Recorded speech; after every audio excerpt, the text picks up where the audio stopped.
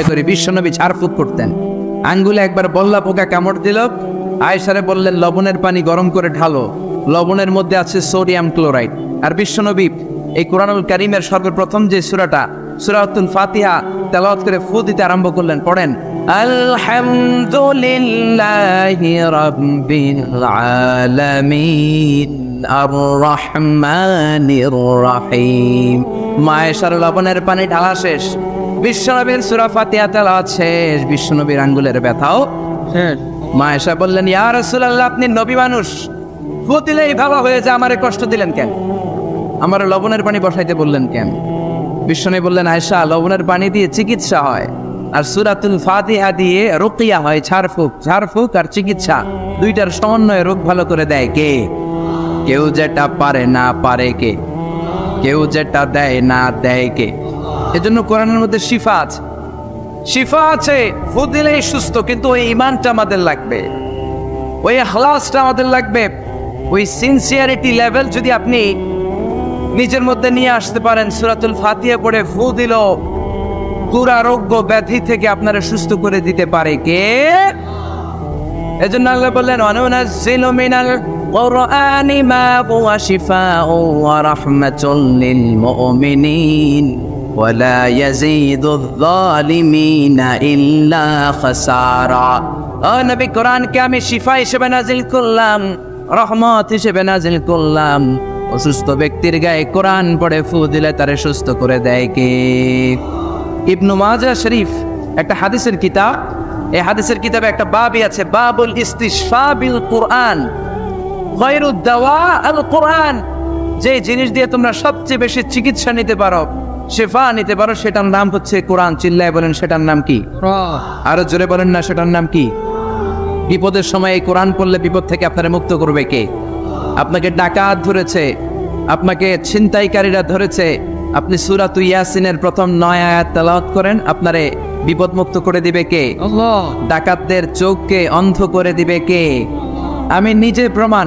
চাঁদপুর থেকে আমি ফিরতেছিলাম গভীর রাত, গ্রামের ভেতর দিয়ে পিচ ঢালাইয়ের রাস্তা, ডান দিকে একটা টার্ন নেওয়ার পরে দেখি সামনে গাছ ফালানো, বুঝলাম ডাকাত চাচারা বসে আছে।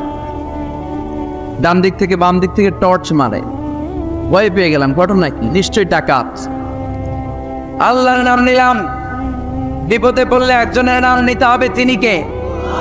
ড্রাইভারকে বললাম আস্তে করে পিছনের দিকে যাও, আর পড়তে আরম্ভ করলাম ইয়াসিন ওয়াল কুরআনিল হাকীম ইন্নাকা লামিনাল মুরসালিনা আলা সিরাতিম মুস্তাকিম। পড়তে আরম্ভ করলাম, আল্লাহর কাছে সাহায্য চাইতে আরম্ভ করলাম। কিছুক্ষণ পরে ডাকাতদের একজন এসে গাছ শোনায় দিয়ে বলে হুজুর যান, কোনো সমস্যা নেই। সুবহানাল্লাহ, সুবহানাল্লাহ কইতে পারলেন না? এটা কোরআনের মুজিজা। এটা কার মুজিজা? বিশ্বনবীর উপর নাজিল হলো তাব্বাত ইয়াদা আবি লাহাবিউ ওয়া তাব, ধ্বংস হোক নিপাত যাক আবু লাহাবের 2 হাত। সবাই বলেন ধ্বংস হোক নিপাত যাক আবু লাহাবের। আবু লাহাবের বিবি বিশ্বনবীর চাচি উম্মে জামিল লাঠি নিয়ে ঘর থেকে বের হয়ে বলে আতাইনা ওয়া কালাইনা ওয়া আমরাবু আসাইনা, আজকে মুহাম্মদের 12টা বাজিয়ে ছাড়াবো। এত সাহস মুহাম্মদ পায় থেকে? আমার স্বামীর বিরুদ্ধে কোরআনের আয়াত বানায়, মুহাম্মদের যেইখানে পাবো মুহাম্মদের সাইজ করব। বিশ্বনবী ওনার সাথী আবু বকরকে নিয়ে মক্কার কাবা ঘরের এক পাশে বসে রয়েছেন। উম্মে জামিল লাঠি নিয়ে তেড়ে এসেছে বিশ্বনবীকে মারার জন্য। সাইয়েদনা আবু বকর বললেন নবী আপনি দৌড়ে পালান, আপনার চাচি আপনারা অপমান করবে, হাজার হাজার মানুষের সামনে লাঠি পেটা করবে। বিশ্বনবী বললেন আবু বকর চিন্তা করো না। বিশ্বনবী পড়তে আরম্ভ করলেন ইয়াসিন ওয়াল কুরআনিল হাকীম ইন্নাকা লামিনাল মুরসালিনা আলা সিরাতিম মুস্তাকিম। আল্লাহু আকবার। বিশ্বনবীর চাচি এসে আবু বকরকে কয় আবু বকর আইনা মুহাম্মদ, মুহাম্মদ কই? মুহাম্মদ কই? কিন্তু মুহাম্মদ পাশেই বসে আছে না নাই? আছে। বিশ্বনবীর চাচির চোখটারে তাৎক্ষণিকের জন্য অন্ধ করে দিয়েছে কে? এজন্য আল্লাহ বলেন ওয়াইদা ক্বারাআতাল কুরআনা জাআলনা বাইনাকা ওয়া বাইনাল্লাযীনা লা ইউমিনুনা বিল আখিরাতি হিজাবাম মাসতুরা। বিশ্বনবীর আল্লাহ ডেকে বলেন ও নবী বিপদে পড়ে যখন আপনি কোরআন থেকে তেলাওয়াত শুরু করে দেন, কাফের যখন আপনারে আক্রমণ করতে আসে, আমি আপনার মাঝে আর কাফেরের মাঝে আল্লাহ নিজেই একটা পর্দা টেনে দে। উম্মে জামিলের চোখটাকে অন্ধ করে দিয়েছে কে? আবু বকর। মুহাম্মদ কই? আবু বকর বলে, আমি কেমনে কব, তুমি খুঁজো। বিশ্বনবী তাকে আছে। আবু বকরকে দেখে, বিশ্বনবীরে দেখে না। এখন সুবহানাল্লাহ, বিশ্বনবীরে গালিগালাজ করতে করতে উম্মে জামিল চলে যায়। বিশ্বনবীরে বাঁচায় দেয় কে? তাফসীরের জগতে যাদের বিচরণ আছে, আপনারা একটা তাফসীরের নাম শুনবেন, তাফসীরে কুরতুবী। শুনেছেন? আল ইমাম আল কুরতুবী, কর্ডোবা, স্পেনের একটা শহরের নাম কর্ডোবা। এই কর্ডোবাকে আরবিতে বলে কুরতুবী। উনি কর্ডোবার লোক। মনসুর দুর্গে ওনাকে জেলখানার ভিতরে ঢুকিয়েছে জালিম শাসক। যুগে যুগে জেলখানায় আলেমদেরকে ঢুকানোর এই সুন্নাত আছে না নাই? জোরে বলেন। আপনি হক কথা বললে আপনার জেলখানায় ঢুকতে হবে। আপনি মাটির নিচের কথা বলেন, আপনি জান্নাতের কথা বলেন, আপনি জাহান্নামের কথা বলেন, আপনি ওলিয়া উলিয়াদের কারামতের কথা বলেন, কেউ আপনারে ধমক দিব না, রক্ত চক্ষু দেখাবো না, জেল জরিমানার তো প্রশ্নই আসে না। চিল্লা এখন ঠিক কিনা? ইমাম কুরতুবীকে জেলে ঢুকানো হলো। যুগে যুগে হক বাতিলের দ্বন্দ্ব থাকবে, চিরন্তন ঢুকানো হলো। উনি ছিলেন শক্তিশালী। উনি জেলখানার প্রাচীর ভেঙে আল্লাহর নামে বাঁচার জন্য দিলেন দৌড়। জালিম শাসক সেনাবাহিনী পাঠিয়েছে, ধরো ক্যাচিম। উনি পায়ে দৌড়ায়, জালিম বাদশার সৈনিকেরা অশ্বারোহী ঘোড়া দিয়ে পিছু ধাওয়া করে। সাইয়েদনা ইমাম কুরতুবী দৌড়াতে দৌড়াতে আর পারে না। এবার তিনি আল্লাহর নাম নিয়ে পাহাড়ের গুহার নিচে আশ্রয় নিলেন, আর পড়তে আরম্ভ করলেন, ইয়াসিন ওয়াল কুরআনিল হাকীম ইন্নাকা লামিনাল মুরসালিনা আলা সিরাতিম মুস্তাকিম। চিল্লায় কোন সুবহানাল্লাহ। উনি ইয়াসিন পড়তে আরম্ভ করলেন। অশ্বারোহীরা অশ্ব থেকে, ঘোড়া থেকে নেমে খুঁজতে আরম্ভ করলো। তার মাঝে আর সৈনিকদের মাঝে পর্দা নামিয়ে দিল কে? সৈনিকরা বলে, এই জায়গায় তো নামছিল, এই পাহাড়ের পাশেই তো বসলো, কই গেল কই গেল, দেখা যায় না। এক সৈনিক বলে, আমার পেশাব ধরছে, অন্যরাকে পেশাব কর। ওইটার দ্বারাই পেশাব করা শুরু করেছে। ইমাম কুরতুবী বর্ণনা করে, ওর পেশাবের পানি আমার চোখে লাগে, আমার কানে লাগে, কিন্তু ও আমারে দেখে না। সুবহানাল্লাহ। বাড়িতে যেয়ে বললেন, চিল্লায় পড়েন সুবহানাল্লাহ। এজন্য কোরআন যদি আপনি বিপদে পড়ে পড়েন, শত্রুর চোখকে অন্ধ করে দিবে কে? বিশ্বনবী বিপদে পড়লেই পড়তেন, ইন্না লিল্লাহি ওয়া ইন্না ইলাইহি রাজিউন। আমরা শুধু মানুষ মরলে পড়ি। বাংলাদেশে মানুষ মরার দোয়া না এটা? না, এটা বিপদে পড়ার দোয়া। বিপদে পড়লেই আপনি কি পড়বেন? ইন্না লিল্লাহি ওয়া ইন্না ইলাইহি রাজিউন। আরেকটা দোয়া পড়ি আমরা, লা ইলাহা ইল্লা আনতা সুবহানাকা, বিজলি চমকাইলে। এটা ঠেড়া পড়ার দোয়া। কিসের দোয়া? ঠেড়া বুঝেন তো? নোয়াখালীর আর একটা ঠেড়া হচ্ছে। কি হচ্ছে? ঠেড়া হচ্ছে দোয়া পর। তো এটা আসলে বজ্রপাতের ঠান্ডার এটার দোয়া নয়। বিপদে পড়লেই মুমিন পড়ে ইন্না লিল্লাহি, বিপদে পড়লেই মুমিন পড়ে লা ইলাহা ইল্লা আনতা সুবহানাকা ইন্নী কুনতু মিনাজ জালিমিন। ৭১ পাক-খানাদার বাহিনী এদেশের লোকদের উপর অনেক অত্যাচার করেছে, বিশেষ করে হিন্দুদের উপর। হিন্দু পাইলে গুলি করে মেরে ফেলতো। আর মাশাআল্লাহ, এই দেশের সব হিন্দুরা ১৯৭১ সালে কালিমা পড়ে একেবারে টাটকা মুসলমান। পাকিস্তানেরা ধরলেই কয় আমি মুসলমান। এই যে শোনো, কালিমা তয়্যিবা লা ইলাহা ইল্লাল্লাহ মুহাম্মাদুর রাসূলুল্লাহ। এক পাক-খানাদার বাহিনী এক বাঙালি মুসলমানদের ধরছে, বেটা তুই মুসলমান না হিন্দু? তো মুসলিম আর হিন্দু। বাঙালি কয় মুসলিম। আমি মুসলিম। কয় তাইলে কালিমা কয়, সালেক কালিমা বাতাও। বাঙালি কয় লা ইলাহা ইল্লা আনতা সুবহানাকা ইন্নী কুনতু মিনাজ জালিমিন। পাকিস্তানি কয় সালে ইয়ে তো মুসিবত কা কালিমা হ্যায়। বাঙালি কয় হাম তু ভি মুসিবত মে হ্যায়। এটা মুসিবতের কালিমা, আমিও তো মুসিবতে। ৩ সৈনিক ৩ দিক দিয়ে বন্দুক ধরছে। আমার হুশ আছে কোন কালিমা কবু, আমি নিজেই বলে গেছি। এজন্য বিপদে পড়লে আমরা একজনকে ডাকবো, তিনি কে? বিপদে পড়লে সূরা ইয়াসিন পড়বেন। কিন্তু সূরা ইয়াসিন না পড়তে পারলে ডাকাতরা ঠিকই সাইজ করে দিবে। জোরে কোন ঠিক কিরা? ওই কোরআন আজও আছে না নাই? এই কোরআনকে ভালোবাসেন তো? ভাল লাগে? এই কোরআনের মায়া লাগে? লাগে লাগে লাগে। পৃথিবীতে যেই বইটা সবচেয়ে বেশি বিক্রি হয়েছে, বইটার নাম কি? জোরে বলেন। The best seller book ever in the world, কোরআনে মজিদ সবচেয়ে বেশি বিক্রি হয়েছে। ছাপাখানায় যে বইটা সবচেয়ে বেশি ছাপানো হয়েছে পৃথিবীতে, বইটার নাম কি? যে বইটা সবচেয়ে বেশি বিনামূল্যে বিতরণ হয়েছে, বইটার নাম। আর যে বইটার বিরুদ্ধে সবচেয়ে বেশি মন্দ কথা বলা হয়েছে, সেই বইটার নামও আল কোরআন। গোটা বিশ্বে আপনি অবাক হবেন, হাফেজে কোরআনের সংখ্যা 70 লাখেরও বেশি। আর আমার দেশের হাফেজে কোরআন বিশ্ব সেরা। হাফেজ জাকারিয়া, হাফেজ তারিক, নাজমুস সাকিব, ফজলে রব্বি আদেল, এরা ইন্টারন্যাশনাল কোনো কম্পিটিশনে বসলে কোনো বিচারক এদেরকে প্রশ্ন করে আটকাতে পারে না। আগে বাংলাদেশকে চিনতো আমাদের পোশাকের কারণে, চিনতো আমাদের সেনাবাহিনীর কারণে, চিনতো আমাদের 21শে ফেব্রুয়ারির কারণে, চিনতো আমাদের টঙ্গীর ইস্তেমার কারণে। এখন বাংলাদেশে চিনে আমাদের নাজমুস সাকিব, আমাদের হাফেজ জাকারিয়ার কারণে চিনলে এখন ঠিক কিনা? যে দেশে হাফেজে কোরআনের সম্মান নাই, ওই দেশে আর বিশ্ববিজয়ে হাফেজে কোরআন জন্মাবে না। ওই দেশে জন্মাবে ডাকাত, টেন্ডারবাজ, দুর্নীতিবাজ, নেতা খাটা।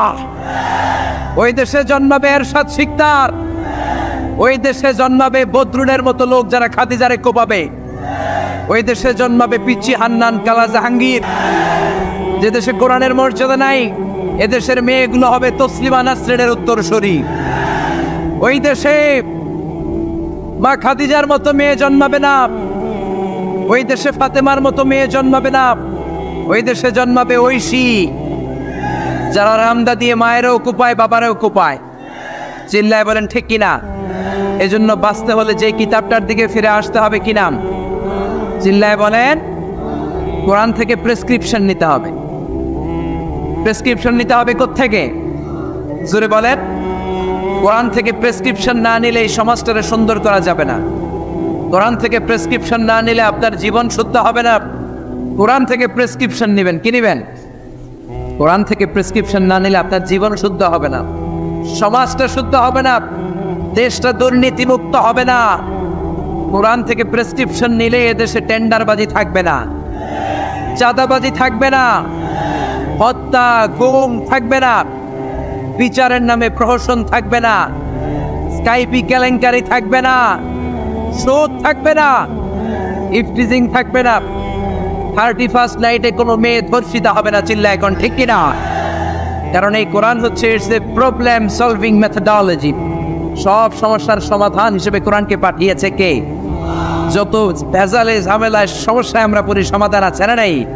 সমাধান চাও যদি জীবনে, মরণে ফিরে যাও, খুঁজে নাও চোখ রাখো কোরআনে। পড়েন, সমাধান চাও যদি জীবনে, মরণে। If you want a solution this dunya and akhirah, go back, have a look to the holy Quran. ঠিক না? এই কোরআনের পত্র সোজা, কোনো বাঁকাতেরা নাই, কোনো চৌমুহনী নাই, কোনো স্টপেজ নাই, ডানে বাঁয়ে কোনো মোড় নাই, স্ট্রেট ফরওয়ার্ড। এই সিরাতুল মুস্তাকিম কোরআনের পথে যদি একবার কোরআনের হাইওয়েতে উঠে যেতে পারেন, এই হাইওয়েতে আপনি উঠবেন দুনিয়াতে আর বের হয়ে যাবেন জান্নাতুল ফেরদাউস দিয়ে। কোন সুবহানাল্লাহ। এই জন্য এই কোরআনের পক্ষে থাকতে আমরা রাজি আছি না নাই? সবাই রাজি আছেন? এই জন্য কোরআনের বিরুদ্ধে যারা থাকবে ওদের কোনো লাভ হবে? কোরআনের বিরুদ্ধাচরণ করে এর আওয়াজকে কেউ বন্ধ করতে পারবে? এই কোরআনের ভেতরে কোনো ভুল আছে, সন্দেহ আছে, সংশয় আছে? থাকবে কেমনে? কারণ পাঠাইছে কে? যালিকাল কিতাব লা রাইবা ফি হুদাল লিল। This is the book whereof there is no doubt in it and a guidance to those who are muttaqin. এটা এমন কিতাব যে একটাও ভুল নাই, একটাও সন্দেহ নাই, একটাও সংশয় নাই। চিল্লায় পড়েন আল্লাহু আকবার। ব্রিটিশরা 200 বছরের পরাধীনতার জিনজির আমাদেরকে পড়ালো। চলে যাওয়ার আগে তারা চাইলো ভারতবর্ষ থেকে কোরআন দূর করবে, কিন্তু কেমন করে করবে? 11 সদস্যের একটা কমিটি রেখে গেল। দেখো, how to destroy the holy book Quran from Indian subcontinent. 11 সদস্যের কমিটি রিপোর্ট করলো, ভারতবর্ষ থেকে কোরআন দূর করতে চাইলে ভারতে যত কোরআন আছে সব কোরআন আগুন দিয়ে জ্বালায় দেন। বুঝে শুনে উত্তর দিবেন। কোরআনের এই যত কপি সুলাইমানিয়া বুক হাউসে আছে, বাংলাদেশে যত পাবলিকেশনসে আছে, পাকিস্তানে আর ইন্ডিয়াতে আছে, সবগুলো কপি একসাথে আগুন দিয়ে জ্বালাই দিলে কোরআন শেষ? শেষ না আমার হাফেজদের কলিজায় কোরআন আছে না নাই? আছে। ওদের রিপোর্টটা ঠিক কিনা দেখার জন্য 33 সদস্যের আরেকটা কমিটি পাঠালো ইংল্যান্ড থেকে। ওরা ভারতে 3 মাস থেকে রিপোর্ট করলো the previous report was absolutely রং। আগের রিপোর্টটা ছিল ভুল। Because the people of Indian subcontinent, they don't just write down the Quran in the blank pages, they memorize the Quran in their heart. Bharatvarsha, Bangladesh, পাকিস্তানের লোকেরা কোরআনকে সাদা কাগজের প্রিন্টে শুধু ছাপায় আর লিখে রাখে না, তারা তাদের সিনার মধ্যে কোরআন হেফজ করে রাখে। চিল্লা এখন ঠিকই না? ভারতবর্ষ থেকে যদি কোরআন দূর করতে হয়, আমার হাফেজে কোরআনদের গলা কেটে রক্তের গঙ্গা বইয়ে দিতে হবে, তা না হলে বিশ্ব থেকে কোরআন দূর করা যাবে না। চিল্লা এখন ঠিকই না?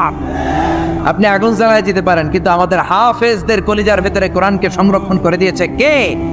এজন্য রাব্বুল আলামিন বলেন, ইন্না নাহনু নাযালনা যিকরা ওয়া ইন্না লাহু লাহাফিজুন। আমি আল্লাহ এই কোরআনুল কারীমকে নাজিল করেছি, আর এই কোরআন সংরক্ষণের দায়িত্ব আমি আল্লাহ নিজেই নিয়েছি। পড়েন সুবহানাল্লাহ। ফ্রান্সের বিখ্যাত surgeon doctor Morris Bucaille. Doctor Morris Bucaille ছিলেন মমি স্পেশালিস্ট, ফ্রান্সের বিখ্যাত সার্জন। 1980 সালে মক্কা শহরে একটা এডুকেশন কনফারেন্স হয়েছিল। সেখানে কনফারেন্সে যোগদান করে আরব অনেক শায়েখদের সাথে তিনি পরিচিত হয়েছেন। সেখানে তিনি শুনেছেন আরব শায়েখরা চ্যালেঞ্জ করে বলেছে কোরআনে কোনো ভুল নাই। আল্লাহ চ্যালেঞ্জ দিয়েছে, পারলে ভুল বের করে দেখাও। মরিস বুকাইলি কনফারেন্স শেষে ফ্রান্সে এসে বলে, কি বলে? পৃথিবীর সব বইয়ে ভুল আছে, আমার বাইবেলের ভিতরেও কত গোজামিল, আর কোরআনের ভিতরে বুঝি ভুল নাই? আমি ফ্রান্সের বিখ্যাত সার্জন ডক্টর মরিস বুকাইলি কোরআনের ভুল ধরে ছাড়ব, কিন্তু ভুল ধরার জন্য খুলে দেখি কোরআন আরবি ভাষায় লেখা। কোন ভাষায়? কথা বলেন, আরো জোরে বলেন। আরবি ভাষায়। সে তো আরবি বুঝছে না। ফোন করলো সৌদি আরবের এক প্রফেসরকে যে আমি প্রত্যেক সামারে 2 মাসের ছুটি পাই, প্রতি বছর আমি 2 মাস এসে আরবি শিখতে চাই। সৌদি শায়েখ ভাবছে কোরআন বোঝার জন্য, আসলে বোঝার জন্য না। শিখতে চাই কেন? জোরে বলে, ভুল ধরার জন্য। 5 বছর সে সৌদি আরবে এসে তার ছুটির সময়টা সে সৌদি আরবে কাটিয়ে 5 বছরে আরবি ভাষা শিখেছে। হেদায়েতের জন্য নয়, ভুল ধরার জন্য। 5 বছর শেষ। এবার সে কোরআন খুলে দেখে বিসমিল্লাহির রহমানির রহিম থেকে সূরা নাস পর্যন্ত যাই পড়ে তাই বুঝে, এমন আরবি শিখছে। কিন্তু যতই পড়ে অবাক হয়, যতই পড়ে পাগল হয়ে যায়। সে বলে সাগর জলের কথা, মহাকাশের কথা, পাহাড়ের কথা, মরুভূমির কথা, এমব্রয়োলজির কথা, অ্যাস্ট্রোলজি, কসমোলজি, বুটানি, হিউম্যান অ্যানাটমির কথা, কোনো কথাই তো কোরআনে আল্লাহ বাকি রাখে নাই। কোন তথ্য উপাত্তের দিক থেকে আল্লাহর কোরআনে ডক্টর মরিস বুকাইলি একটা ভুলও খুঁজে পায় নাই। কোন সুবহানাল্লাহ। সে কনভার্টেড মুসলিম হয়েছে, কালিমা পড়ে মুসলমান হয়ে নিজের নাম রেখে দিয়েছে সুলাইমান। সুবহানাল্লাহ পড়েন। এজন্য কোরআনের সাথে যারাই লাগে সম্মান বাড়ায় দেয় কে? জোরে বলেন কে? কোরআনের সাথে চেয়ার লাগালে চেয়ারের মর্যাদা বাড়ায় কে? কোরআনের সাথে টেবিল লাগলে টেবিলের মর্যাদা বাড়ায় কে? কোরআনের সাথে কাপড় লাগলে কাপড়ের মর্যাদা বাড়ায় কে? তো কোরআনের সাথে যদি আশরাফুল মাখলুকাত লাগে, তাদের মর্যাদা কি বাড়ে না? কোরআনের গিলাফ বানাই আমরা সবচেয়ে কম দামের কাপড় দিয়ে, ঠিক কিনা? আপনারা কি বলেন, চুষদার না গিলাফ? কোরআনের গিলাফ। যারা ব্লেজার পরেন, অনেকে ব্লেজার পরে আজকে এসেছেন, দামি কাপড় দিয়ে ব্লেজার হয় বাজারের 3000 টাকা গজ, ওই গজের কাপড় দিয়ে হয় ব্লেজার। আর বাজারে কোরআনের গিলাফের জন্য যায় বলে ট্যাটন কাপড় দাও, 30 টাকা গজ, ঠিক কিনা? ব্লেজারের গজ 3000, কোরআনের গিলাফ 30 টাকা গজ।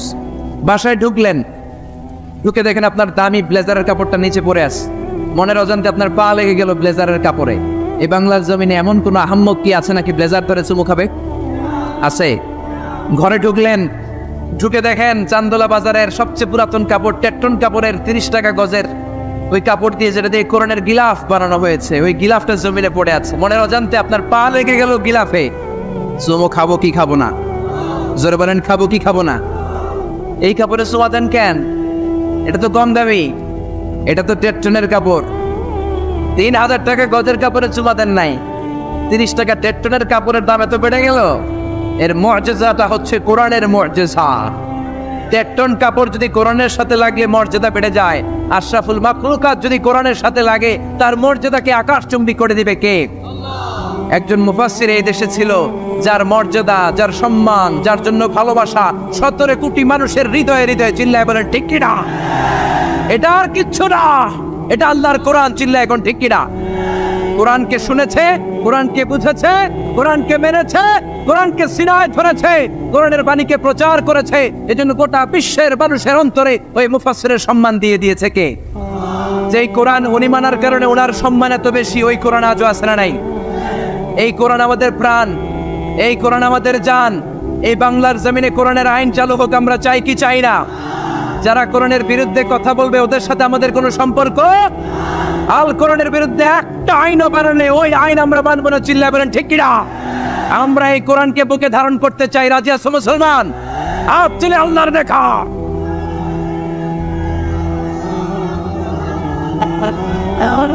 Person in what is in or first minute as a name. Well, you look how I think it's kingdoms. That's what I done, but I also wear the bound of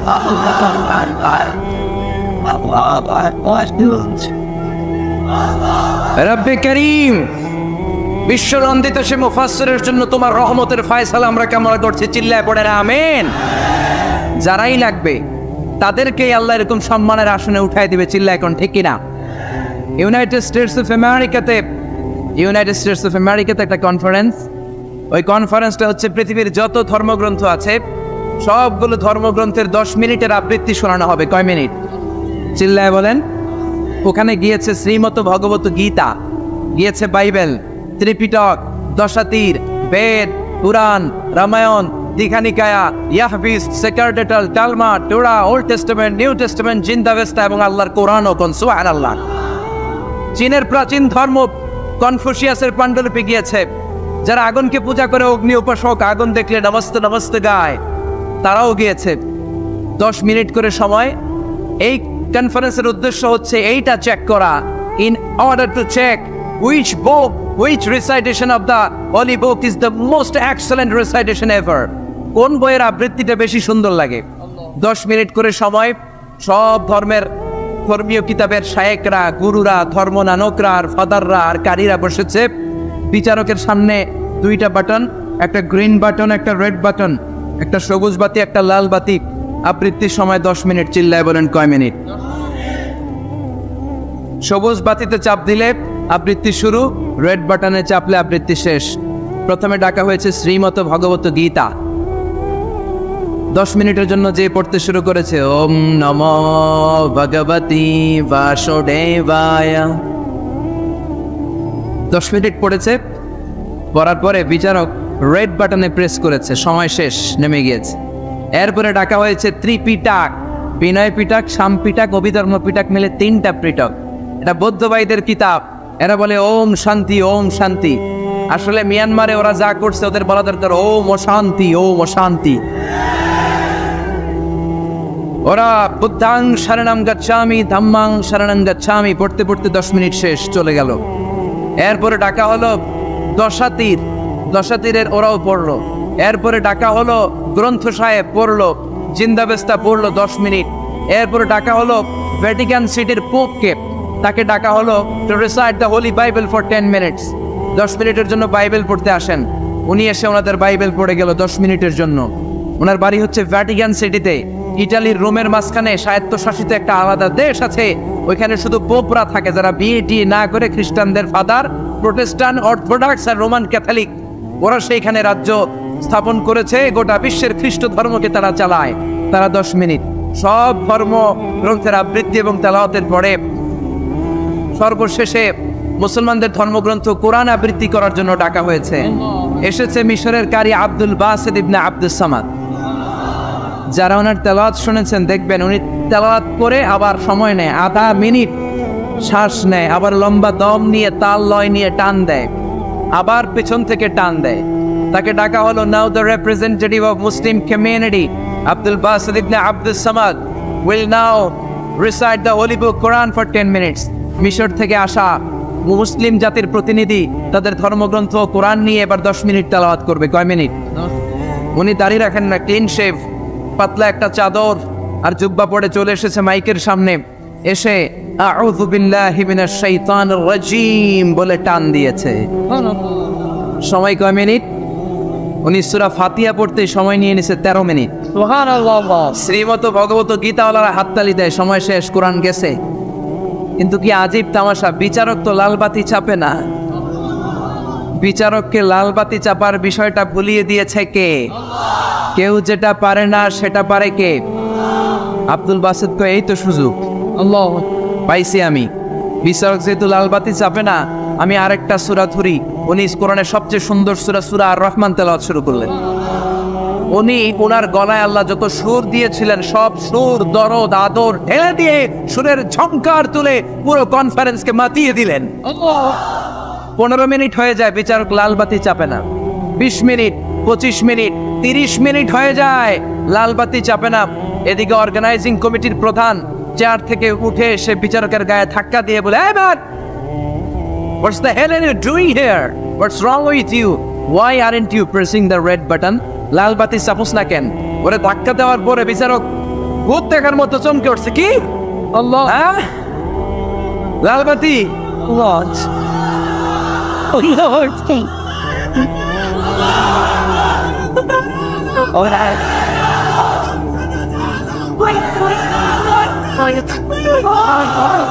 organising কমিটির chairman যখন ধাক্কা দিছে, "Why aren't you pressing the red button?" তুমি লালবাতি চাপো না কেন? এমনি খেয়ে ওর সালাপ দিয়ে কি, হ্যাঁ, লালবাতি, নীলবাতি, কোন বাতি, কোন বাতি? হুশ নাই, ওর হুশ নিয়ে গেছে কে? আবার যখন আব্দুল বাসিতের তেলাওয়াতের দিকে তাকায় আবার বেহুশ। না পেরে বিচারক দাঁড়িয়ে বলে, "ও Abdul Basit ibn Abdul Samad, come from Egypt. There is no time limit for you. Recite as much as you wish." ও আব্দুল বাসিত, আজকের এই প্রতিযোগিতায় তোর জন্য তেলাওয়াতের কোনো সময় নাই, তোর যত মনে চায় তুই পড়ে যা।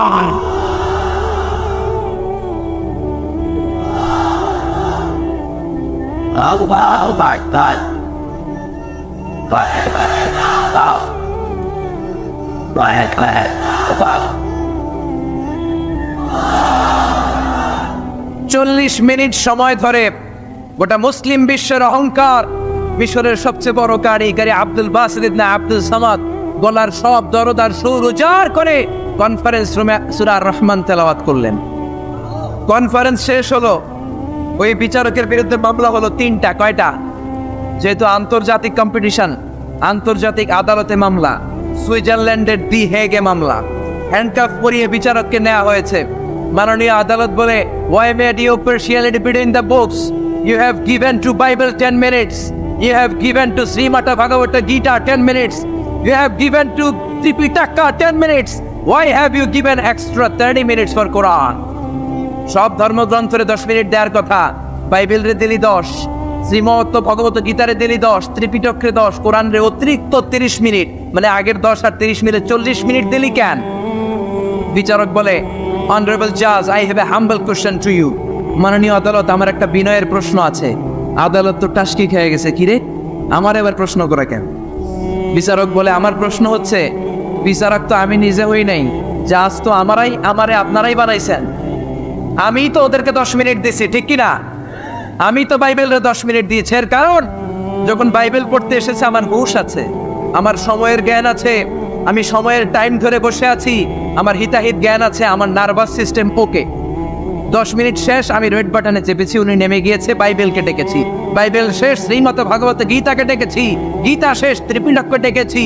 কিন্তু এই মিশরের কারি আব্দুল বাসিত চুপ্পা একটা পরে কোরআনটা হাতে নিয়ে মাইকের সামনে এসে কি যে বলে একটা টান দিল, ওই টান দেওয়ার সাথে সাথে আর আমার হুঁশ নাই। আমি কি সাগরের উপর, নাকি মহাশূন্যে, নাকি জমিনের অতল গহ্বরে? আমি কোথায় বসে আছি, আমি কোথায় দাঁড়িয়ে আছি, আমি নিজেই জানি না। আমার সময়ের কোনো জ্ঞান নাই, আমার হিতাহিত বুদ্ধি নাই, আমার নার্ভাস সিস্টেম ফল ডাউন করেছে, আমার শরীরে ভাইব্রেশন শুরু হয়েছে, কাঁপুনি শুরু হয়েছে। মাননীয় আদালত, যখন একটা মানুষের হিতাহিত জ্ঞান থাকে না, যখন একটা মানুষের সময়ে কোনো বিবেক বুদ্ধি থাকে না, যখন কারো নার্ভ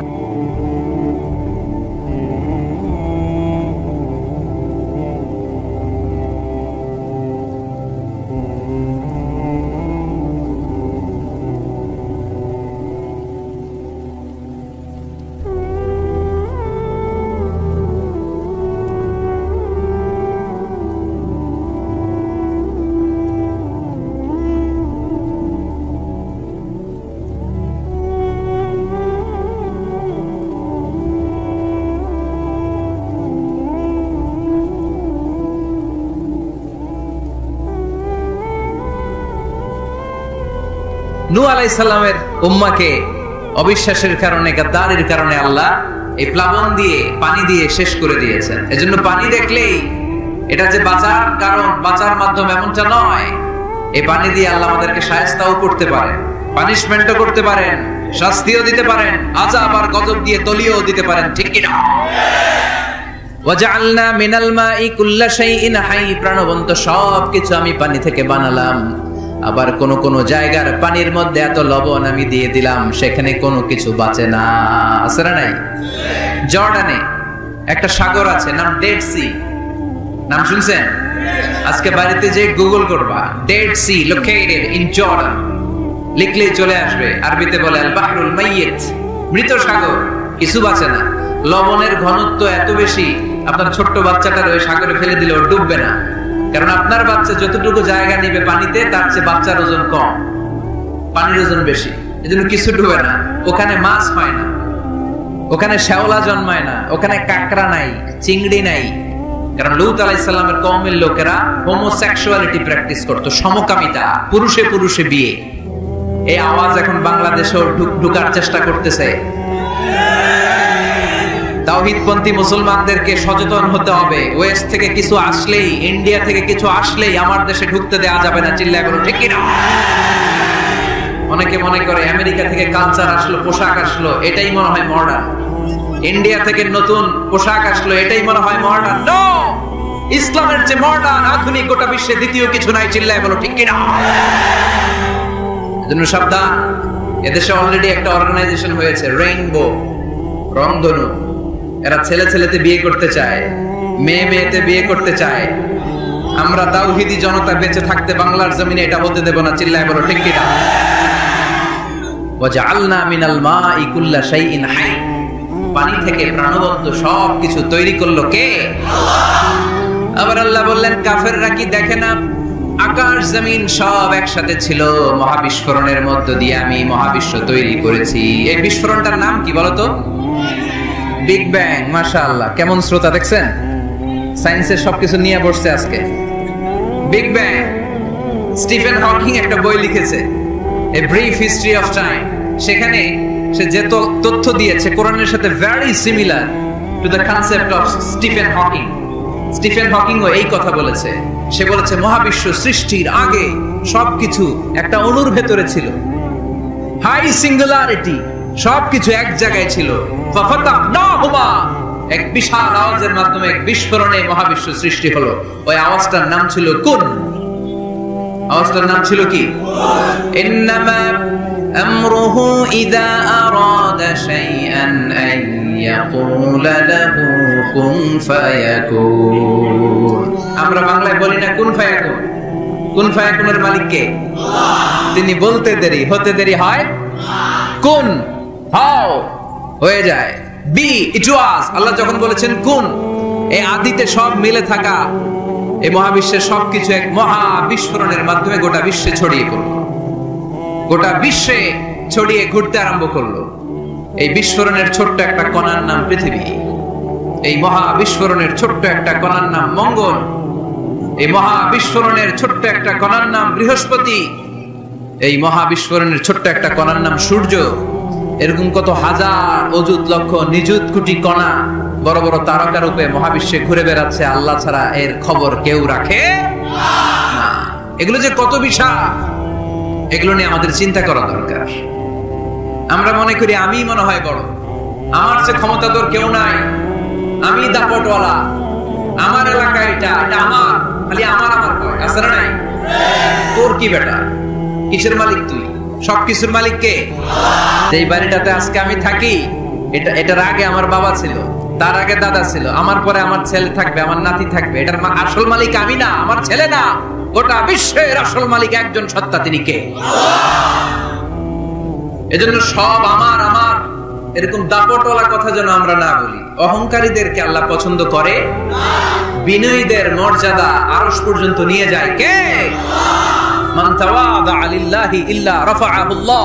যে নিচের দিকে নামতে চায় আল্লাহ ওরে টাইনা উঠায়, আর যে লাফায় লাফায় ওঠে থাপ্পড় মেরে আল্লাহ এত নিচে নিবে পৃথিবীর কেউ কল্পনা করতে পারবে না। ওই শয়তানের চেয়ে নিচে চলে যায়। চিল্লায় বলেন ঠিক কি না? এজন্য অহংকার যেন আমরা না করি, দাম্ভিকতা যেন না দেখি, আমরা যেন একটু চিন্তা করি এই যে বিস্ফোরণের মাধ্যমে গোটা বিশ্ব সৃষ্টি হলো, এটার তুলনায় কত ছোট্ট আমি, কত ক্ষুদ্র আমি। আমরা আজকে এই প্যান্ডেলে মাতোয়াইলে বসে আছি, তাই না? মাতোয়াইল তো ইউনিয়ন নাকি? কোন থানায় পড়ছে? যাত্রাবাড়ি। যাত্রাবাড়ি হচ্ছে ঢাকার একটা থানা। এই যাত্রাবাড়ির মধ্যে এটা একটা ইউনিয়ন। এই প্যান্ডেলটাই কি মাতোয়াইল ইউনিয়ন? আরো আছে না নাই? কত ছোট্ট একটা জায়গায় বসে আছে। আর যাত্রাবাড়ি হচ্ছে ঢাকার একটা থানা। ঢাকা হচ্ছে আমাদের 64 জেলার একটা জেলা। এই 64 জেলা নিয়ে আমাদের বাংলাদেশ পৃথিবীর সবচেয়ে বড় একটা দেশ। কি বলেন? কত ছোট জানেন? ওয়ার্ল্ড ম্যাপে আমাদের বাংলাদেশ লেখার জায়গাটা অনেক। BA পরে ইন্ডিয়ার উপরে, NG পরে বাংলাদেশের উপরে, LADESS আবার ইন্ডিয়ার উপরে। এত ছোট। আমাদের প্রতিবেশী দেশ ভারত আমাদের চেয়ে অনেক গুণ বড়। রাশিয়া প্রায় 100 গুণ বড়। তাহলে কত বড় বড় দেশ আছে। এরকম 200টা দেশ নিয়ে আমাদের এই বসুন্ধরা, আমাদের এই পৃথিবী। আবার এই 200টা দেশ মিলে এই পৃথিবীর 30 ভাগ, বাকি 70 ভাগ শুধু পানি। তার মানে মহাবিশ্বের সবচেয়ে বড় গ্রহের নাম পৃথিবী, তাই না? এত বড় হওয়ার পরও এটা বড় হইতে পারে নাই। পৃথিবী যে কত ছোট এটা কল্পনা করলে অবাক হতে হয়। বৃহস্পতি একটা গ্রহ আছে, আমাদের সৌরজগতের গ্রহ। আপনারা দেখবেন গুগল করলে একটার থেকে আরেকটার সাইজ কত বড়। বৃহস্পতি আমাদের চেয়ে অনেক বড়। যে সূর্যের আলোতে সকালবেলা পৃথিবীটা আলোকিত হয়, এই সূর্যটা পৃথিবীর চেয়ে 13 লক্ষ গুণ বড়। সুবহানাল্লাহ মাহফিল শেষে কয় গুণ বড়? 13 গুণ বড়, 1300 গুণ বড়, 13,000 গুণ বড়। কয় লক্ষ? 13 লক্ষ গুণ বড়। তার মানে 13 লক্ষটা পৃথিবী সূর্যের ভেতরে রাখার জায়গা আছে না নাই? সূর্যই কি তাহলে সবচেয়ে বড়? আর উপরে যান, আরো বড় পাবেন। সূর্য হচ্ছে তারা, তাই না? স্টার। সূর্যের পরে আমাদের সবচেয়ে কাছের তারার নাম প্রক্সিমা সেন্ট্রাই। আজকে গুগল করলেই পাবেন, অনেক আছে এরকম। Alpha Centauri A, alpha Centauri B, Betelgeuse নামে এক তারা পাওয়া যায়, ইটাকেরিনা নামে তারা পাওয়া যায়। যে সূর্য পৃথিবীর চেয়ে 13 লক্ষ গুণ বড়, এমন অনেক তারা আছে যেটা সূর্যের চেয়ে কয়েক হাজার কোটি গুণ বড়। তার মানে ওইটাই সবচেয়ে বড় তারা না? ওগুলোরে খেয়ে ফেলতে পারে এরকমও বড় বড় তারা মহাবিশ্বে আছে না নাই? এরকম হাজার কোটি তারা নিয়ে আমাদের গ্যালাক্সি। আমাদের গ্যালাক্সির নাম মিল্কি ওয়ে। আমাদের গ্যালাক্সি থেকে সবচেয়ে কাছের যে গ্যালাক্সি, এটার নাম হচ্ছে অ্যান্ড্রোমেডা। এরকম হাজার হাজার কোটি গ্যালাক্সি নিয়ে প্রথম আকাশের মহাশূন্য। প্রথম আকাশে এখনো যাইতে পারিনি আপনাদেরকে নিয়ে। প্রথম আকাশের কি? মহাশূন্য। চিল্লায় বলেন, প্রথম আকাশের কি? মহাশূন্য। এর অনেক অনেক অনেক উপরে প্রথম আকাশ, যেখানে কিয়ামত অবধি নাসার বিজ্ঞানীদের যাওয়া সম্ভব হবে না। প্রথম আকাশের পরে আবার দ্বিতীয় আকাশের মহাশূন্য। না জানি ওইটাতে কি আছে, না জানি ওইটার মধ্যে আল্লাহ কি সৃষ্টি করে রেখেছে। দ্বিতীয় আকাশের মহাশূন্যের পরে দ্বিতীয় আকাশ, তারপরে তৃতীয় আকাশের মহাশূন্য, তারপরে তৃতীয় আকাশ। সুবহানাল্লাহ কইবেন না? তারপরে চতুর্থ আকাশের মহাশূন্য, তারপরে চতুর্থ আকাশ। একটার চেয়ে আরেকটা কত বড়। বিষ্ণু ঈসা ইসলাম বললেন, তোমার হাতের আংটি, এই আংটি যদি সাহারা মরুভূমিতে ফেলে দাও, পুরো মরুভূমির তুলনায় তোমার আংটি যত ছোট, আল্লাহর দ্বিতীয় আসমানের তুলনায় আল্লাহর প্রথম আসমানটা ঠিক তত ছোট। তাহলে এই আসমান, এই আরশ, এই কুরসি, আমার আল্লাহর জাত ও সত্তা, এই মহাবিশ্বের তুলনায় পৃথিবীটা কতটুকু, বাংলাদেশ কতটুকু, যাত্রাবাড়ি কতটুকু, মাতোয়াইল কতটুকু, প্যান্ডেলটা কতটুকু, আর আমি না খানদান কতটুকু। কত নগণ্য আমি, কত ক্ষুদ্র আমি, কত তুচ্ছ আমি। মহাবিশ্বের তুলনায় আমি নাই, মহাবিশ্বের তুলনায় আমি নাই। এক লোক ব্যাংকে টাকা তুলতে গেছে, 5,000 টাকা। কয় টাকা? তো সিরিয়ালে দাঁড়ায় আছে, দেখে তার সামনের এক লোক 50 লাখ টাকা তুলতেছে। কয় লাখ? উনি তুলবে কয় লাখ? সামনের লোক উনি তুলবে 5,000 টাকা। তো হঠাৎ করে দেখলো যে সামনের লোকটা যে 50 লাখ টাকা তুলবে ও লিখছে 50 লাখ টাকা মাত্র। যত বড় অঙ্কই হোক শেষে কি লিখতে হয়? তো ক্যাশের মধ্যে লিখছে চেকের মধ্যে যে 50 লক্ষ টাকা মাত্র। তো এইটা দেখে ও পড়ে গেছে বিপদে, হায় হায় 50 লক্ষ টাকা মাত্র। তো তারপর ওর চেক নিয়ে ও ক্যাশ কাউন্টারে দিছে। ক্যাশ কাউন্টার দেখতেছে উনি লিখছে 5000 টাকা নাই। 5000 টাকার পরে কি লিখছে? নাই। তো ক্যাশে যে বসছে কি ভাই, ঘটনা কি? এত এত ক্লায়েন্টের সাথে ফিনান্সিয়াল ট্রানজাকশন হ্যান্ডেল করি, আমার জীবনে কাউরে তো টাকার সংখ্যার পরে নাই লিখতে দেখি নাই। ঘটনাটা কি? তো সে বলতে শুরু করলো, ভাই আমার আগে দেখলাম একজন 50 লাখ টাকা তুলছে, তো 50 লাখ টাকা যদি মাত্র হয় আমার 5000 তো নাই। তো এই যে মহাবিশ্বের বর্ণনা যে তোমাদেরকে শোনালাম, এগুলো যদি চিন্তা করি, আমি আছি? আমি নাই, কিছুই না আমি, কত তুচ্ছ আমি, কত নগণ্য আমি। এই মহাবিশ্বকে মহাবিস্ফোরণের মাধ্যমে তৈরি করেছে কে? আবার আল্লাহ বললেন, ওয়াস-সামাআ বানাইনাহা বিআইদিন ওয়া ইন্না লামুসিউন। বিস্ফোরণের মাধ্যমে শুধু আকাশ সৃষ্টি করে আমি বসে থাকি নাই, এই আকাশ জমিনকে আমি আল্লাহ প্রতিনিয়ত প্রশস্ত করে দিচ্ছি। এই মহাবিশ্ব প্রশস্ত হচ্ছে, ইটস অ্যাক্সেলারেটিং, অলওয়েজ অ্যাক্সেলারেটিং। প্রশস্ত হচ্ছে, এক্সপান্ড হচ্ছে, অ্যাক্সেলারেট হচ্ছে। এটা কোরআনের কথা। কিসের কথা? 1988 সালে ঠিক কাটায় কাটায় আজ থেকে 20 বছর আগে সুপারনোভা কসমোলজি প্রজেক্ট নামে একটা প্রজেক্ট করে তারাও গবেষণা করে পেয়েছে যে মহাবিশ্ব স্থির নেই, এটা ঘোরার পাশাপাশি অ্যাক্সেলারেট হচ্ছে। চিল্লায় পড়তে হবে আল্লাহু আকবার। তার মানে কোরআনে যে তথ্য উপাত্ত আল্লাহ দিয়েছেন বিজ্ঞানের সাথে, এগুলো সাদৃশ্য আছে না নাই? আবার আল্লাহ কসম কেটে বললেন, ফালা উকসিমু বিমাওয়াকি'ন নুজুমি ওয়া ইন্নাহু লাকসামুন লাউ তা'লামুনা আযীম।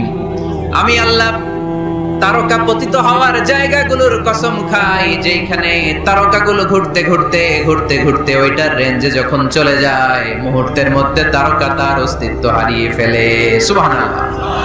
তারকা পতিত হওয়ার জায়গাগুলোর শপথ করলেন কে? এটাকে কোরআন বলেছে মাওয়াকিউন নুজুম। নাজমুন মানে তারা, যেখানে তারা তার অস্তিত্ব হারায়।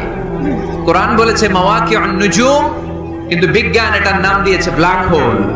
বিজ্ঞান এটার নাম দিয়েছে কি? Black hole. তারা ঘুরতে ঘুরতে এই ব্ল্যাক হোলের রেঞ্জের মধ্যে যদি চলে আসে, মুহূর্তের মধ্যে তারাগুলো নিঃশেষ হয়ে যায়, যেখানে তারা তার অস্তিত্ব হারায়। কোরআন বলেছে মাওয়াকিউন নুজুম। সায়েন্স এটার নাম দিয়েছে ব্ল্যাক হোল।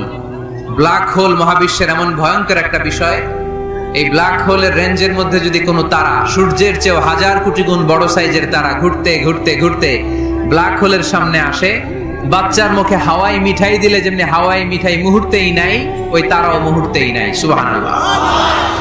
মাতোয়াইলে হাওয়াই মিঠাই পাওয়া যায়? পাওয়া যায়? কই পাওয়া যায়?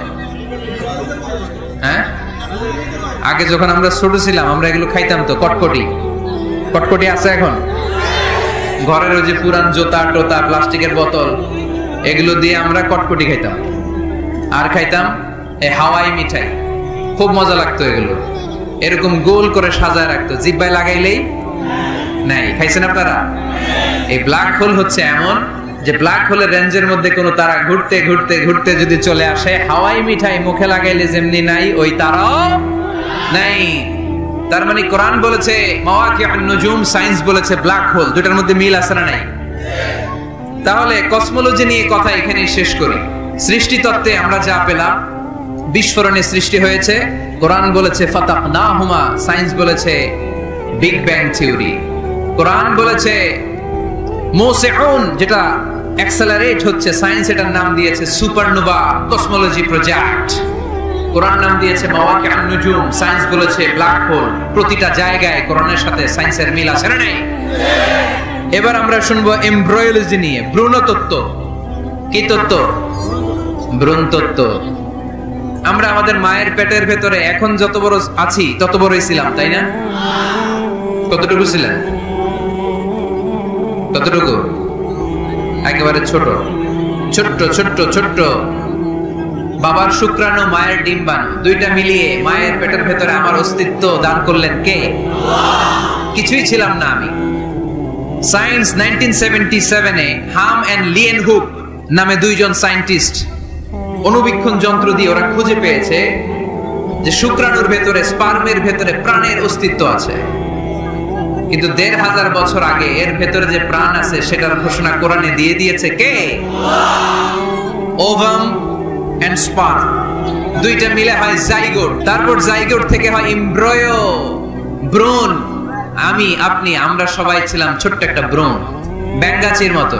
বর্ষাকালে মাতু আইলে খালে বিলে ব্যাঙের পোনা পাওয়া যায় না? দেখতে মাছের বাচ্চার মতো, তাই না? ছোট বাচ্চারা মনে করে মাছের পোনা, বাড়িতে ধরে নিয়ে আস, মারাকে মা পোনা লয়ে আসি, মাই দেখে দেখ কোনি আছে না নাই? আসলে কি এটা মাছ? এটা কি ব্যাঙের পোনা? তো আমরা, আমি, আপনি, প্রত্যেকে আমরা ব্যাঙের পোনার মতো ছিলাম, রক্ত চোষা জোকের মতো ছিলাম, মায়ের জরায়ুর দেয়ালের মধ্যে লেগেছিলাম। তারপরে আল্লাহ তাআলা আমাদেরকে বড় করতে আরম্ভ করলেন। স্পার্ম ড্রপ থেকে আমরা হলাম ব্লাড ক্লট, রক্তপিণ্ড। সেখান থেকে আমরা হলাম মুদগা, নুতফা, আলাকা, মুদগা, 3 স্টেজ। প্রতি 40 দিন পর পর আমার সাইজ বাড়তে লাগলো। সায়েন্স এটা স্বীকার করেছে যে প্রত্যেক 40 দিন পর বাচ্চার একটা নোটিসেবল ডেভেলপমেন্ট ঘটে। আল্লাহ রাসূল সাল্লাল্লাহু আলাইহি ওয়াসাল্লাম বলেছেন, ইন্না খালকাকুম ইউজমাউ ফি বাতনি উম্মিহি 40 ইয়াওমা। প্রতি 40 দিন পর তোমার মায়ের পেটের ভেতরে তোমার সাইজ একটু বড় করা হয়। চিল্লায় পড়ি আল্লাহু আকবার। তারপরে তুমি নুতফা থাকো, নুতফা থেকে তুমি আলাকা হও, আলাকা থেকে মুদগা, স্টেপ বাই স্টেপ রক্তপিণ্ড। তারপরে আমি হয়ে যাই গোশতপিণ্ড। ওই গোশতের ভেতরে আল্লাহ তাআলা আমার স্কেলিটন দেয়, কঙ্কাল। তারপরে কঙ্কালের চারদিক দিয়ে গোশত দিয়ে আমাকে আল্লাহ প্রস্তুত করে। সর্বশেষ এই চামড়ার লেভেল দিয়ে মায়ের পেটে আমাকে ডেকোরেটিং করে কে? আল্লাহ। ওয়ালাকাদ খালাকনাল ইনসানা মিন সুলালাতিন মিন তিন সুম্মা জাআলনাহু নুতফাতান ফি ক্বারারিন মাকিন ثم خلقنا النطفة علقة فخلقنا العلقة مضغة فخلقنا المضغة عظاما فكسونا العظام لحما ثم أنشأناه خلقا آخر فتبارك الله أحسن الخالقين. পড়েন আল্লাহু আকবার।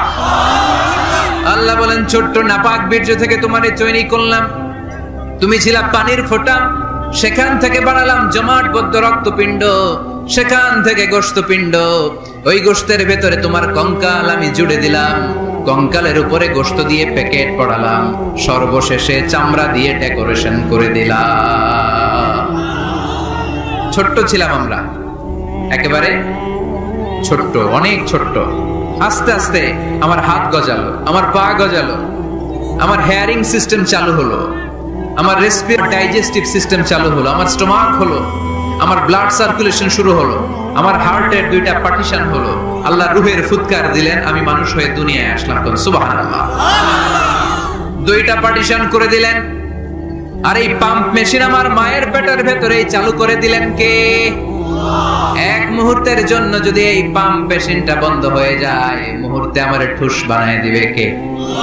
রুহুর ফুৎকার যখন মায়ের পেটে দিলেন, হার্টবিট চালু হয়ে গেল অলিন্দ নিলয়। বাংলায় কি বলে? ইংরেজিতে সিস্টলিক এন্ড ডায়াস্টলিক। ধপ ধপ ধপ করে আমার এই হার্টের পার্টিশন থেকে ধপ ধপ করে আমি যে পৃথিবীতে এসেছি এটা জানান দিল কে? এই প্রক্রিয়ায় আল্লাহ আমারে বানালেন। এই যে এতগুলো মাস মায়ের পেটের ভেতরে ছিলাম, পৃথিবীর কেউ আমারে খাবার দিতে পারছে? চিকিৎসা করতে পারছে? যে আমারে খাবার দিলেন, অক্সিজেন দিলেন, নাম কি? আল্লাহ। 7 মাস আল্লাহ বললেন, ফি যুলুমাতিন সালাস, 3টা প্যাকেটের ভিতরে তুমি ছিলা। কোরআন বলে কয়টা প্যাকেট? জোরে বলেন, সবাই বলেন কয়টা? কোরআনের ভাষ্য মতে 3টা প্যাকেট। মডার্ন সায়েন্সও তাই বলেছে, 3টা প্যাকেট। প্রথম প্যাকেটের নাম প্লাসেন্টা, ইংরেজিতে বলে প্লাসেন্টা। এটা হচ্ছে ফুল।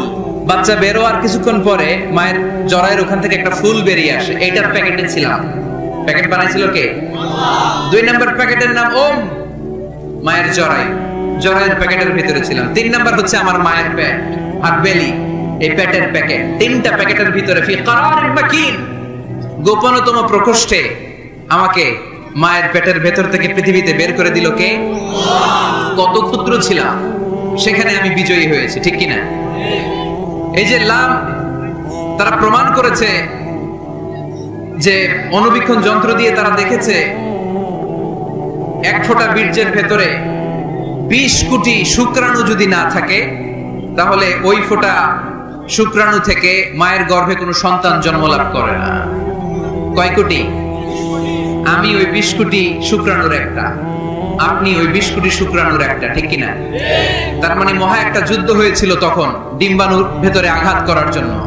সেই যুদ্ধে 19,99,99,999 শুক্রাণুকে পেছনে ফেলে ওই খেলায় চ্যাম্পিয়ন হয়েছিলাম আমি। চিল্লায় বলেন ঠিক কিনা?